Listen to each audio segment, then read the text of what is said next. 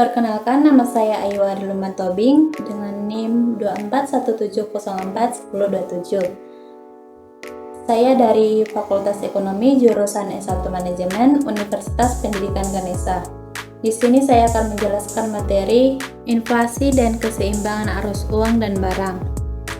Inflasi merupakan fenomena ekonomi yang terjadi ketika harga barang dan jasa secara umum mengalami kenaikan dalam jangka waktu tertentu. Fenomena ini dapat disebabkan oleh berbagai faktor, baik internal, eksternal, dan memiliki dampak yang signifikan terhadap perekonomian dan kesejahteraan masyarakat. Inflasi dapat dibedakan berdasarkan jenisnya. Yang pertama itu ada inflasi permintaan. Inflasi permintaan terjadi ketika permintaan barang lebih tinggi daripada pasokan. Dan selanjutnya ada inflasi biaya. Inflasi biaya terjadi karena biaya produksi barang naik seperti bahan baku atau upah. Selanjutnya ada inflasi terduga. Inflasi terduga terjadi karena harapan bahwa harga barang akan terus naik. Dan selanjutnya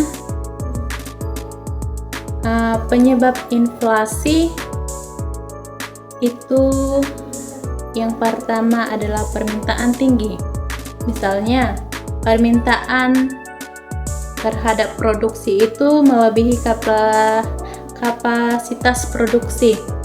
Dan yang selanjutnya itu ada kenaikan biaya produksi seperti harga bahan baku yang lebih mahal.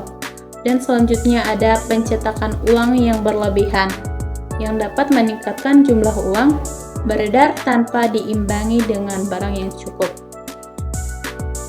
Selanjutnya, dampak inflasi tersebut dapat mengurangi daya beli masyarakat, terutama yang berpendapatan tetap, dan dapat juga meningkatkan ketidakpastian ekonomi yang dapat menghambat investasi. Dan selanjutnya ada dapat menyebabkan kesenjangan sosial karena kelompok berpendapatan paling rendah itu yang paling terdampak. Dan selanjutnya ada keseimbangan arus uang dan barang. Keseimbangan antara uang yang beredar dan barang yang tersedia sangat penting. Jika uang beredar lebih banyak daripada barang, inflasi akan terjadi. Isu yang kita dengar terkini itu adalah kenaikan harga barang pokok di Indonesia, seperti harga beras, minyak, dan telur di Indonesia itu terus naik dan mengurangi daya beli masyarakat, terutama yang berpenghasilan rendah. Hal ini terjadi karena gangguan pasokan, kenaikan harga, dan masalah distribusi.